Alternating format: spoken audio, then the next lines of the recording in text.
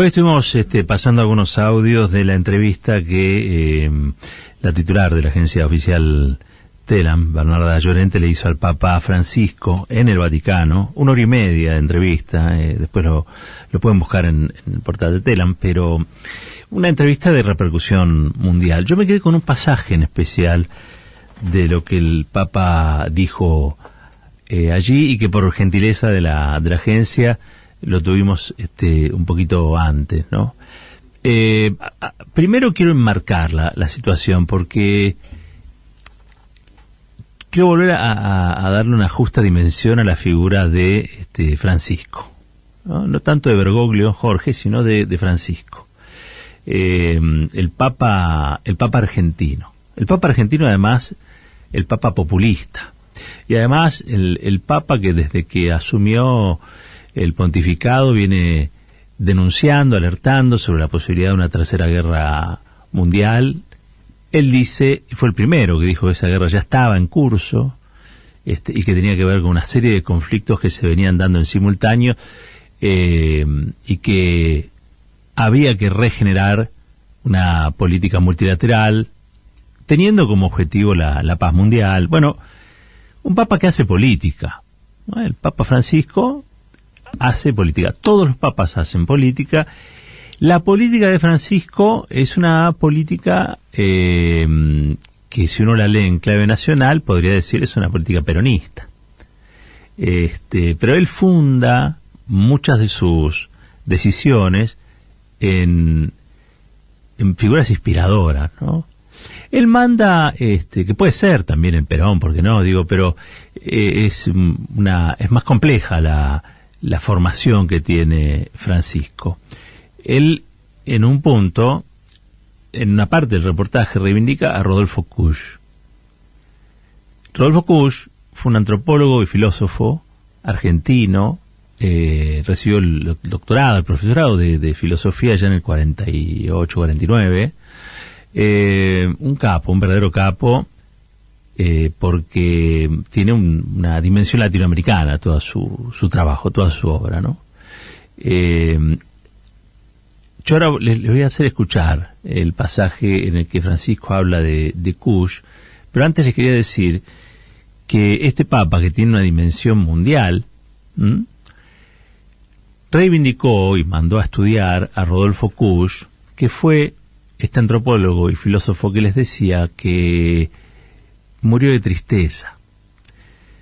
Murió de tristeza porque la dictadura cívico-militar le sacó todas las posibilidades de dar cátedra, le sacó, lo transformó en un muerto civil.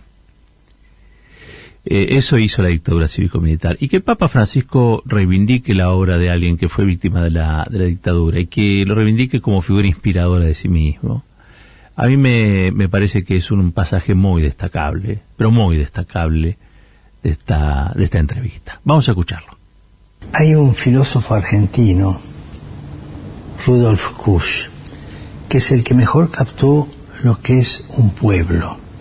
Y tiene sus libros sobre la filosofía de un pueblo. Y esto creo que es lo que vivió en parte la Iglesia latinoamericana, aunque tuvo conatos de ideologización, ¿no? Por ejemplo, el instrumento de análisis marxista de la realidad para la teología de la liberación fue una instrumentalización ideológica a este camino de liberación, digamos así, de la Iglesia popular en el sentido del pueblo latinoamericano, ¿no? Pero una cosa son los pueblos y otra cosa son los populismos. Acá en Europa continuamente lo tengo que expresar. Acá tienen una experiencia de populismo muy triste, ¿no? Hay un libro que salió ahora, Síndrome, en 1933, que muestra cómo se fue gestando el populismo de Hitler, ¿no? Entonces, a mí me gusta decir, no confundamos populismo con popularismo. Popularismo es cuando el pueblo lleva adelante sus cosas y en diálogo y es soberano, ¿no es cierto?, la soberanía del pueblo. El populismo es una ideología que se mete a reagrupar el pueblo en una dirección, ¿no? Y acá cuando le hablas de fascismo, de nazismo, entiende lo que es un populismo en ese aspecto, ¿no? Ahí estábamos escuchando a Francisco en esta entrevista que le ha hecho nuestra colega Bernarda Llorente, y la reivindicación que él hace, insisto, de Kush, más allá de lo que él interprete allí, pero señalándolo como una persona indispensable para entender el concepto de lo popular en la América Latina. Todo lo que es el espacio nacional, popular y latinoamericano debería ver en Kush o en la obra de Kush un elemento estructural, ¿no?, de soporte de ese pensamiento. Vuelvo a insistir, la sorpresa mía fue que el Papa en este caso reivindicara a alguien que fue víctima de la persecución, víctima de la estigmatización. A veces yo me sorprendo, porque los argentinos somos muy crueles, ¿no? Los argentinos, las argentinas, somos muy crueles, pero no percibimos esa crueldad. Siempre la crueldad la estamos poniendo en algún lugar que no es el colectivo, ¿no? Entonces, como si las cosas pudieran suceder por fuera de lo que ese colectivo demanda, exige o sufre. Todo lo que nos pasó en la historia argentina tiene que ver con nosotros, tiene que ver con nosotras. Y el periodo de la persecución en el siglo XX en la Argentina, que obviamente con el lawfare revivió, pero digo, el periodo de la persecución, el periodo del exilio, el periodo de la estigmatización pública que sucede al golpe del 55, por decir, digamos, del 55 en adelante, la Argentina vive una anomalía, pero esa anomalía se fue transformando en una supuesta normalidad. No, digo, hoy se cumplen nada más y nada menos que 48 años de la muerte de Juan Domingo Perón. Juan Domingo Perón, un año antes, había asumido como presidencia, la tercera presidencia, después de 18 años de exilio y proscripción. 18 años. 18 años. Y todo ese periodo de 18 años, sin embargo, está narrado como si fuera un periodo normal. Porque era normal que el tirano estuviese prófugo. Porque era normal que los peronistas tuviesen que elegir otras opciones, ¿no? Porque lo que se intentó, y siempre lo digo, es aplicar una suerte de ortopedia para que la gente dejara de ser peronista. Porque esa crueldad, esa ortopedia cruel, era lo normal. Porque ser peronista está mal. Y uno no... Me parece que todavía hoy no se llega a percibir en su justa proporción cómo todo eso retrasó al país, cómo todo eso nos hizo mal y cómo todo eso debe ser revisado para curar.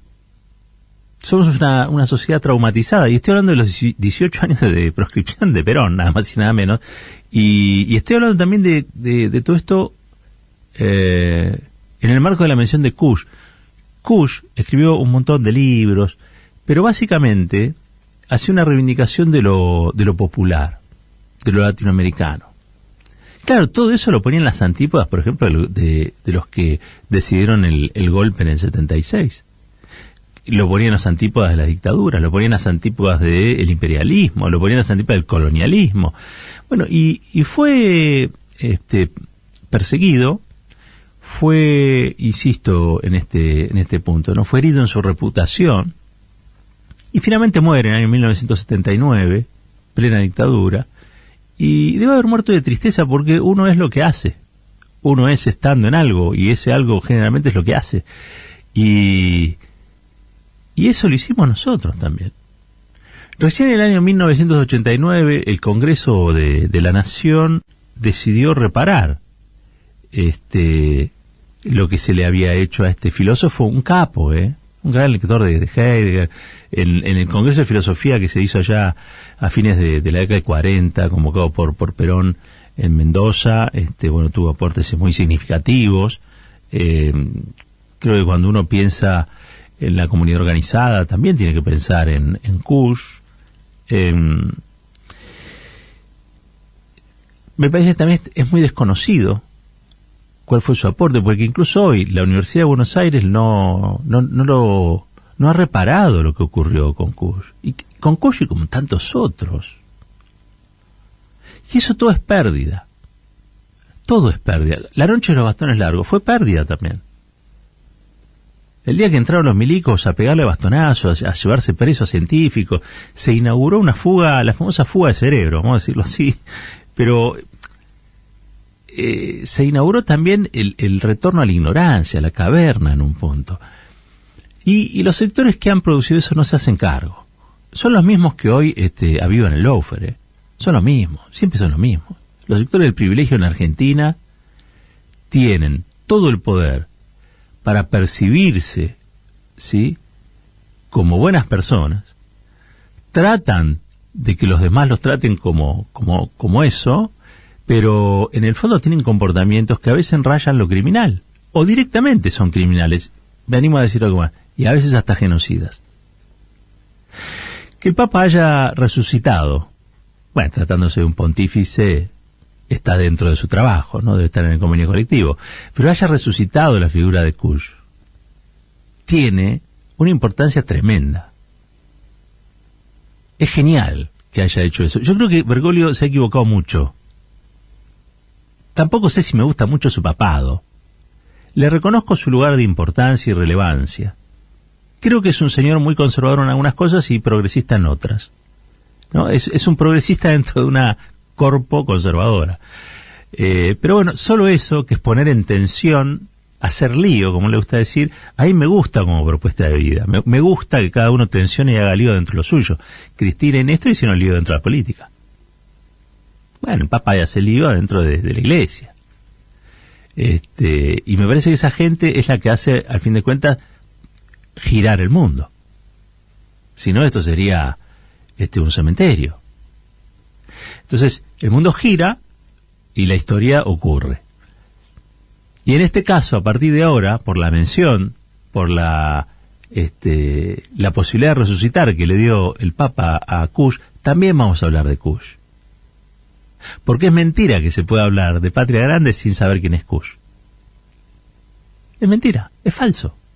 Así como para recuperar YPF primero tuvimos que reconocernos en el bicentenario, saber quiénes somos, dónde venimos, por qué hacemos una cosa o por qué tenemos esta bandera y no otra. Bueno, ahora vamos a saber por qué queremos la Patria Grande. Entonces, no es solamente el abrazo de Guayaquil, no es el abrazo de San Martín y Bolívar, no es solamente Néstor, el Alca, no el Alca. Eso sí, todo eso, pero eso tiene que ver con ideas. Y son ideas que algunos se pusieron a rodar. Pusieron a rodar para que incendiara la cabeza de los otros, porque para eso se hacen rodar las ideas, para incendiar la cabeza de los demás. Y eso fue lo que hizo Rodolfo Kusch.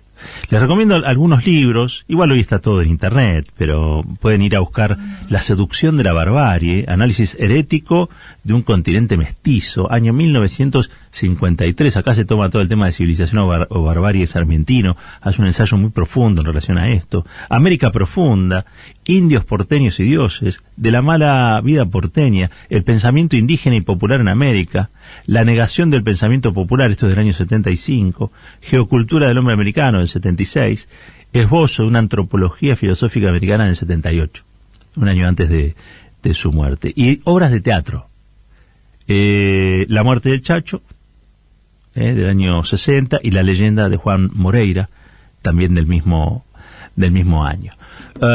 Inmenso antropólogo, inmenso filósofo, inspirador de grandes cosas, inspirador de un pensamiento nacional, pero profundamente latinoamericano, una manera de ser estando en la filosofía de los pueblos, una manera de ser también que los brutos, los criminales, los que se creyeron dioses y eran simples atorrantes, con vocación de asesinos, nos privaron durante mucho tiempo. Creo que la reivindicación de Kusch empieza por estas palabras del Papa, es un hálito de vida, es un soplo que lo vuelve a poner en discusión, pero hace falta más, porque no hay patria grande si no hay pensamiento latinoamericano. No hay patria grande si no concebimos el mestizaje en el que estamos metidos. A todos les encanta el plurinacionalismo que instauró Evo en Bolivia, y a mí me parece maravilloso. ¿Por qué? Y porque Evo entiende más a Kush que los argentinos. Por eso, a veces cuando se habla de los mapuches acá, y dicen, no, porque estaban antes, no estaban, es una discusión absurda. Ya la Constitución los reconoce como pueblos preexistentes, a otros dirán originarios. Pero está clarísimo que todos los países de América Latina son plurinaciones, y que el continente es plurinacional, ¿sí? No puede ser que algunos se reconozcan más en lo europeo que en lo latinoamericano.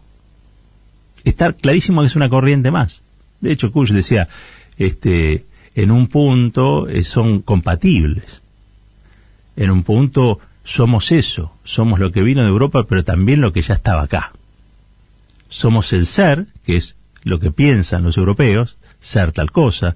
Ir a conquistar un continente es ser, o percibirse como alguien muy importante, y el estar, los que ya estaban aquí, cuando llegaron los españoles, ya estaban, y ya tenían una cosmovisión, ya existían, ya tenían una forma de ver el mundo. Bueno, ese mestizaje se dio, y ese es, en un punto, la piedra fundamental de la filosofía de Kush. Si queremos patria grande, ese pensamiento lo tenemos que conocer, y para conocerlo hay que difundirlo. Le agradezco a Francisco que nos haya dado una manito, y que cumpliendo con el convenio colectivo de trabajo de su actividad haya resucitado a un filósofo del pueblo.